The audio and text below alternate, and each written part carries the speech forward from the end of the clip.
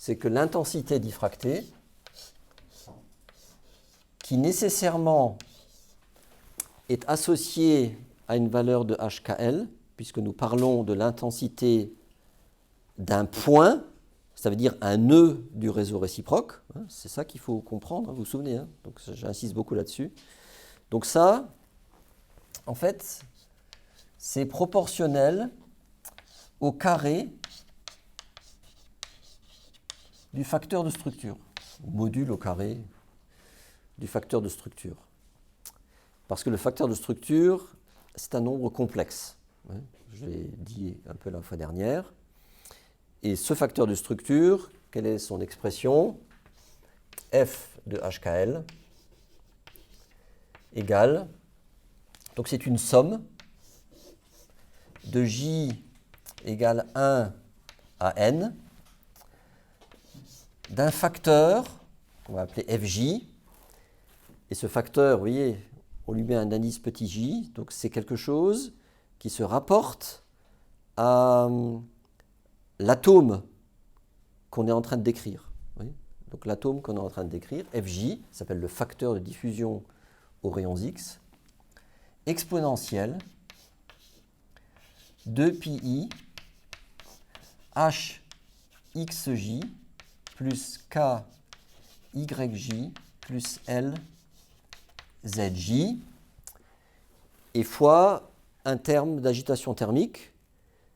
Mais là, pour la suite des calculs, je ne vais pas l'indiquer, hein, mais il faut vous en souvenir. Hein, ce terme d'agitation thermique, il a son importance dans le phénomène de diffraction. Ça veut dire que, déjà, c'est un nombre complexe. Oui. Donc, il y a une partie réelle, une partie imaginaire. C'est une somme discrète, hein, donc c'est une somme de termes, dans laquelle on va trouver chaque fois donc, la caractéristique de l'élément. Le FJ, c'est le Z, le nombre d'électrons de l'atome lorsque θ égale 0. Et ensuite, c'est une valeur qui descend assez vite en fonction de θ. Donc ça veut dire que ça dépend en fait ça, de l'angle de diffraction. On y reviendra aussi tout à l'heure dans le domaine des neutrons. Donc ça, fois un exponentiel complexe dans lequel il y a HKL, les indices de Miller, bien évidemment, et bien sûr la position de l'atome J dans la maille. Mais X, Y, Z, ce sont des coordonnées fractionnaires. Donc c'est en fait X divisé par A, si vous exprimez X en angstrom, Y divisé par B et Z divisé par C. Mais donc quand on écrit XJ, YJ et ZJ, on parle de coordonnées fractionnaires, donc sans unité. Et donc on va examiner ce qu'on appelle donc les phénomènes d'extinction systématique. Comprenez bien, ça veut dire des valeurs de HKL pour lesquelles l'intensité sera strictement nulle. Et ça va dépendre que de HKL, donc ni de Z, ni de Y, ni de X, ni de FJ. Vous voyez ? Que de HKL. On va voir. Et bien sûr, si le facteur de structure est nul, eh bien l'intensité est nulle, hein, puisque c'est directement proportionnel. OK ? Alors, on y va. Premier cas de figure, on va reprendre l'exemple que nous avions fait. Et peut-être dans la vidéo, je mettrai le résultat en encadré, là, juste ici. Hein, on avait construit un mode de réseau C, dans le réseau direct. On avait construit son réseau réciproque. Vous vous souvenez ? Tout était inversé. Le losange comme ça, il devenait un losange comme ça, mais la maille orthorhombique restait toujours orthorhombique, mais comme dans le réseau direct, elle était grande, dans le réseau réciproque, elle était petite, et donc il manquait des nœuds. Oui, donc on avait mis en évidence, hein, en regardant les nœuds qui manquaient, on voyait que ça dépendait en fait simplement du fait que certaines sommes de HKL étaient paires et d'autres impaires. Donc on va essayer de voir si on retrouve ça en manipulant le facteur de structure. Bien. Alors, qu'est-ce que c'est un mode de réseau C? Tout d'abord, c'est quoi? Ça veut dire quoi? Ben, ça veut dire face AB centrée, hein. Donc ça, il faut le savoir, hein, quand on fait un peu de cristallographie, c'est une nomenclature, hein, vous ne pouvez pas l'inventer. Donc face AB centré en cristallographie, pour nous, ça veut dire quelque chose de précis. Ça veut dire que à tout point x, y, z, il y a toujours un deuxième point, x plus 1 demi, y plus 1 demi, z. C'est ça la signification de l'existence d'un mode de réseau C. Ça veut dire que, bien sûr, tous les nœuds du réseau, mais aussi tous les atomes, c'est-à-dire quoi qu'il se passe dans ce réseau, tout sera toujours doublé. Ça veut dire qu'on a deux paquets de tout, en particulier d'atomes. Vous comprenez? On a un premier paquet, s'il y a plusieurs atomes, et puis il y a un deuxième paquet dont on connaît les coordonnées en fonction du premier paquet. Ce facteur de structure, F de HKL, on a bien vu que c'était ici des sommes. Vous voyez? Et là aussi, on a la somme de deux paquets. Donc, qu'est-ce que, naturellement, nous avons envie de faire? Eh bien, on va écrire, comme j'ai deux paquets là, on va écrire le facteur de structure de ces premiers atomes, plus le facteur de structure de cette somme du reste. Comme c'est une somme discrète, hein, je peux, vous savez, l'addition, on a vu en maternelle, c'est commutatif. Vous voyez? Donc je peux faire mes sommes comme je veux. Vous m'avez suivi? Donc qu'est-ce que je peux faire? J'écris la somme de J égale 1 à n sur 2, donc la moitié des atomes. Mon premier paquet, vous savez, le paquet x, y, z, c'est la moitié des atomes. Fj, exponentielle 2pi, hxj plus kyj plus lzj, plus, là c'est une somme totale, hein. Donc moi, ma somme, je la coupe en deux, j'ai le droit, hein. Plus la somme du reste, de j égale n sur 2 plus 1 jusqu'à n, donc l'autre partie, et l'autre partie, hein, ça va être ces coordonnées-là, c'est le deuxième paquet. Mais tout de suite, je vais introduire, bien sûr, les valeurs de x, y, z, parce que je les connais. Donc Fj, exponentielle, 2pi, h, xj plus 1 demi, plus k, yj plus 1 demi, plus l, zj.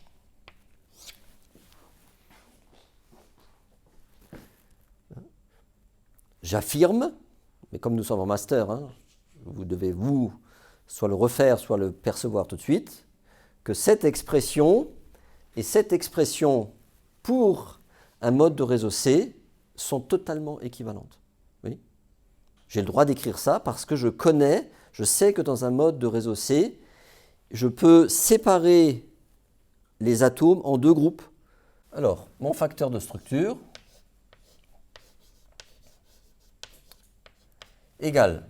Pour l'instant, je vais réécrire encore une fois cette première partie. La somme de J égale 1 à n sur 2.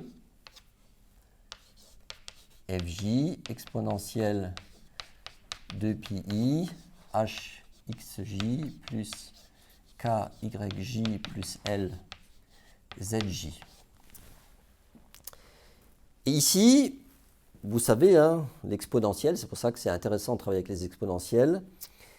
Ici, je vais déjà développer hein, ça fait hxj plus h sur 2, d'accord? Ici, plus kyj plus k sur 2, plus lzj. Or, vous savez que quand, dans l'exponentielle, il y a des plus, c'est le produit des exponentielles. Ça vous dit quelque chose? Exponentielle a plus b, je l'écris ici pour ceux qui auraient oublié leur base mathématique. Exponentielle a plus b, c'est égal à exponentielle a fois exponentielle b. Alors, on va faire ça. Donc ici, qu'est-ce qui va nous rester? Donc on va l'écrire encore une fois. Hein. La somme de j égale donc n sur 2 plus 1 jusqu'à n. FJ exponentielle 2pi HXJ plus KYJ plus LZJ, oui, et fois exponentielle 2pi H plus K sur 2. Oui? On retrouve ça. Ça, c'est simplement lié à cette expression-là. Alors, vous voyez la somme là, ça là, c'est le même nombre d'atomes. C'est à partir de n sur 2 plus 1 jusqu'à n, donc c'est la deuxième moitié, et ça c'est la première moitié. Mais ce sont les mêmes positions, les mêmes atomes. Donc cette grandeur-là et cette grandeur-là, c'est la même grandeur. Oui? Vous voyez ça? C'est exactement la même grandeur mathématiquement. Donc, qu'est-ce que je vais écrire? Je vais donc m'occuper plus que de la première partie maintenant, hein, de ma maille. J égale 1 à n, de J égale 1 à n sur 2. Donc je réécris encore une fois cette partie, pour être très clair. HXJ plus KYJ plus LZJ. Facteur de quoi? De 1 plus ce terme-là. Et ce terme-là, je l'écris un tout petit peu autrement. Pi H plus K. Qu'est-ce que je vois? Eh bien, je vois qu'effectivement, dans le facteur de structure général pour un mode de réseau C, eh bien, je vois que toujours, quels que soient les atomes, hein, quel que soit HKL, je peux écrire le facteur de structure de cette manière-là. Et je vois que il y a quelque chose qui apparaît dans le facteur de structure, ici en particulier, et vous voyez que ça, là, ça ne dépend que de H plus K. Vous voyez? Donc ça ne dépend pas de quelle structure, quel atome, vous voyez, quelle maille. Ça n'a que la valeur, et la somme en l'occurrence, de H plus K. Or, les indices de Miller, H plus K, ça vous le savez parfaitement bien, ce sont des nombres entiers. Oui? Il faut savoir, hein, des nombres entiers. Et donc, vous savez, j'espère, que lorsque la somme de deux entiers, ça peut avoir que deux valeurs, enfin deux possibilités. Soit c'est pair, soit c'est impair. Pair, hein, 0, 2, 4, 6. Impair, 1, 3, 5, etc. Vous savez ça, hein, forcément. La somme de deux entiers, c'est soit pair, soit c'est impair. Donc, premier cas de figure, H plus K est un nombre pair. À ce moment-là, l'exponentielle pi d'un nombre pair, c'est-à-dire l'exponentielle 2πn, ça vaut quoi? Ça vaut 1. Si vous ne vous souvenez plus, ça vaut 1. Il ne reste que le cosinus, en fait, hein, dans I sinus. Et donc ça veut dire que quand la somme, là, est paire, eh bien, le facteur de structure n'est pas nul, puisque le crochet, là, c'est 1 plus 1. Donc ça fait 2. Ça veut dire que le facteur de structure, tu vois, ne dépend bien sûr que du facteur de structure écrit pour le premier paquet d'atomes, et on fait x2. Parce qu'il y a un deuxième paquet d'atomes, nécessairement. Donc vous voyez, le 2, on le retrouve. Donc c'est totalement cohérent. Mais vous avez bien compris, si quand c'est pair, ça vaut 1. Quand c'est impair, vous savez hein, que ça vaut moins 1. L'exponentielle pi d'un nombre impair, donc pi, 3pi, etc. Hein, vous vous souvenez, dans le cercle trigonométrique des nombres complexes, vous voyez que à ce moment-là, la valeur est moins 1. Et nous, on a appris, et c'est vrai, hein, 1 moins 1 égale 0. Ça veut dire que l'intensité, donc le facteur de structure et donc l'intensité, sera toujours nul à partir du moment où la somme de H plus K est un nombre impair. Et bien sûr, quand on regarde dans un réseau, H plus K impair, hein, c'est un nœud sur 2. On l'exprime de deux manières. Soit vous dites, il y a un phénomène d'extinction. Extinction, si H plus K égale 2n plus 1, souvent en mathématiques on écrit ça comme ça, n étant un entier, 2n plus 1 est à ce moment-là un nombre impair. Ou alors on dit, il y a présence, hein, c'est les conditions d'extinction ou conditions de présence, les deux termes sont utilisés, si H plus K égale 2n. Ces phénomènes d'extinction systématique, vous avez compris, je pense, qu'ils vont apparaître chaque fois qu'il va y avoir en fait un opérateur de symétrie, d'accord, translatoire dans la structure qui m'intéresse. Alors les symétries donc, translatoires, c'est les modes de réseau, bien sûr. Hein. Là on a vu C. Sur peut-être dans une ou l'autre vidéo de ma chaîne, vous trouverez un autre calcul, ou sinon vous les refaites par vous-même. Il y a un tableau qui est donné dans votre support de cours. Même d'ailleurs, je crois dans la vidéo, je l'avais mis un jour. On peut faire le même calcul pour le mode de réseau A, pour le mode de réseau B, pour le mode de réseau I, et même pour le mode de réseau F. Pour le mode de réseau F, il faut faire un peu plus attention, mais c'est le même genre de calcul. Alors on peut essayer d'imaginer le mode de réseau I, sans le refaire, hein, mais juste en regardant ça. Qu'est-ce que c'est un mode de réseau I? C'est à tout point x, y, z, on aura x plus 1,5, y plus 1,5 et z plus 1,5. Vous vous souvenez? C'est-à-dire que le nœud, à l'origine, on le retrouve au milieu de la maille. Donc c'est 1,5, 1,5, 1,5. Donc vous imaginez bien, quand vous faites le même calcul, à la fin ici, qu'est-ce qu'il y aura? H plus K plus L, évidemment. Oui? Et donc, dans ce cas-là, pour le mode de réseau I, vous direz, il y a la condition de présence, c'est qu'il faut que H plus K plus L soit pair. Et quand H plus K plus L est impair, l'intensité sera toujours nulle.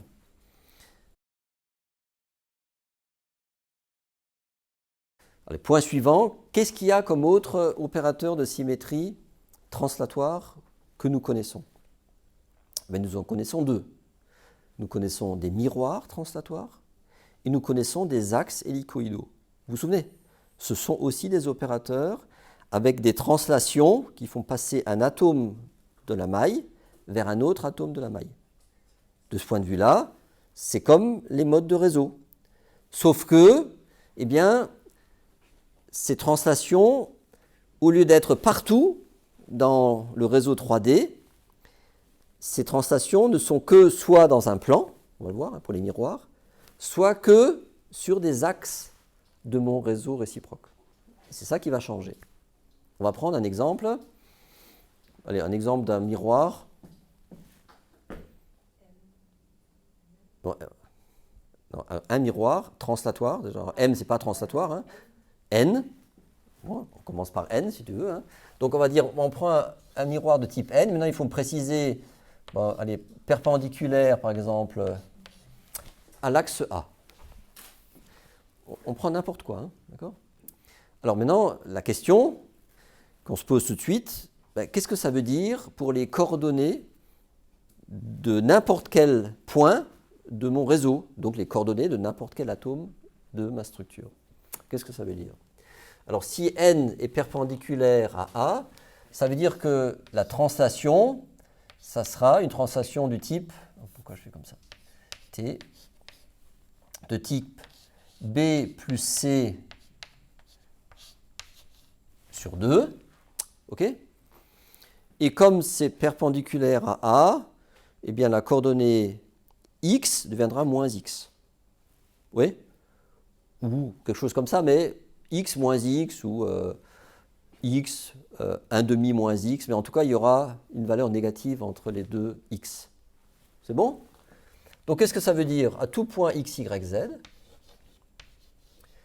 eh bien, il y aura un deuxième point, moins x, y plus 1,5, z plus 1,5. Et ceci, vous savez, est vrai que l'atome soit dans le plan ou en dehors du plan. S'il est dans le plan, simplement cette valeur est égale à 0. C'est tout. OK? Mais s'il est en dehors de plan, ben, x devient moins x. Et le reste, c'est des translations. OK? Ça va? Bon, ça, normalement, on l'a déjà vu. Alors, on y va. On se pose la question, est-ce que ceci va générer une extinction systématique dans ma structure? Bon, comme d'habitude, hein, si je pose la question, c'est que la réponse est oui. Mais vous allez voir, hein, suivez bien. Ça va générer une extinction systématique, mais plus dans l'ensemble des HKL, mais seulement dans un plan particulier du réseau réciproque. Et vous allez comprendre pourquoi. On y va. Donc là, toujours pareil, on fait une somme qui est commutative. Je peux mettre deux paquets, premier paquet, deuxième paquet. Donc le facteur de structure, c'est la somme de J égale 1 à n sur 2 du premier paquet. Fj exponentielle 2pi hxj plus kyj plus lzj plus, monsieur, la somme sur le deuxième paquet. Et le deuxième paquet, hein, je dis que c'est la deuxième partie des atomes. Il y en a autant que la première partie, forcément, hein, parce que 1 donne 2, ok? 10 000 plus 10 000, ça fait 20 000, autant que tu veux. Mais ce paquet et ce paquet, c'est le même nombre d'atomes. Mais on écrit quand même J égale donc de n sur 2 plus 1 jusqu'à n. Mais ce nombre et ce nombre, c'est le même nombre. Ok? Forcément. Fj exponentielle 2pi h. Alors, moins, on va mettre le moins devant tout de suite, moins hxj plus kyj plus k sur 2 plus lzj plus l sur 2.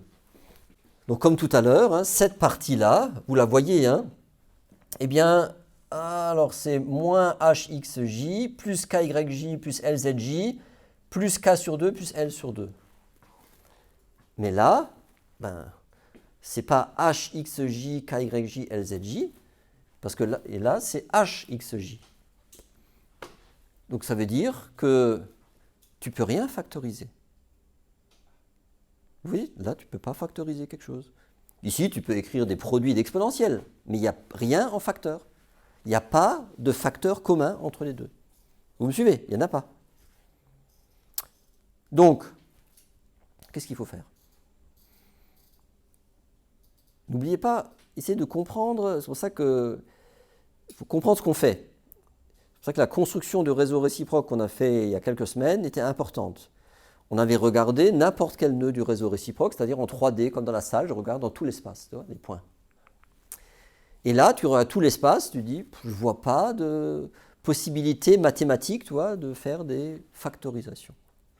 Alors qu'est-ce que tu fais? Tu dis, je regarde que sur ce mur. Vous voyez? Sur celui-là, là, le mur violet de la salle du conseil de la faculté de chimie de l'Université de Strasbourg. Mur violet, je regarde, je me focalise là-dessus. Mais quand vous faites ça, quand vous dites ça pour un réseau tridimensionnel de points, qu'est-ce que ça veut dire? Si je regarde que sur ce mur, ça veut dire que je considère que que h égale 0. C'est-à-dire que là, le mur, là, c'est un plan de mon réseau réciproque, et ce plan c'est un plan de type 0 KL. Le plan, là, 0 KL. C'est un plan du réseau réciproque. Tu vois? Tu annules un indice, celui qui nous embête. Hein. Eh bien, ce terme-là disparaît. Ce terme-là disparaît, mais attention, ici, tout de suite, il faut le faire. Hein. Vous écrivez non plus le facteur de structure sur tout le réseau, mais sur un plan particulier du réseau réciproque. Le plan de coordonnées 0, KL. C'est ça que ça veut dire quand je regarde le mur, je ne vois plus le reste, que le mur. Et le mur, ben vous voyez, c'est un endroit où la valeur de H vaut 0. Bon, j'ai pris le mur, hein, peut-être le plafond, peu importe. Ouais. Ce mur-là, en cristallographie, c'est comme ce mur-là. Le plafond et le sol et le plafond, c'est la même chose. Et ensuite, il y a ce mur-là et ce mur-là. Hein. C'est-à-dire qu'il n'y a que 3 types de plans. 0KL, ou alors H0L, ou alors HK0. Vous voyez? Les plans de base. Et je prends 0 ici pour H, parce que c'est ça qui va me permettre de mettre quelque chose en facteur. Et maintenant, regardez, eh bien oui, ce terme-là, c'est le même que ce terme-là. Hein. Alors, je discrimine. Et qu'est-ce qui me reste là? K sur 2, L sur 2, hein, d'accord, que je vais sortir, comme d'habitude. Donc, hein, ce terme-là, c'est le même que celui-là. Je vais l'appeler, je ne sais pas moi, delta. Hein. Donc, c'est ce terme delta. Plus, non, fois, pardon, exponentielle de pi h k plus L sur 2. Et attention, hein, ça, c'est le facteur de structure 0KL. Donc, ce n'est plus un facteur de structure sur l'ensemble des nœuds du réseau réciproque, c'est ce qui va se passer sur ce plan. Mais maintenant, j'ai vu que tu as levé la main, mais si sur ce mur, je vois qu'un nœud sur 2 est absent, c'est qu'il y a quelque chose qui se passe sur ce mur. Vous comprenez? Il y a quelque chose dans le mur là. Et ça nous indique que nous avons affaire, c'est toi qui l'as choisi, à un miroir de type N perpendiculaire à A.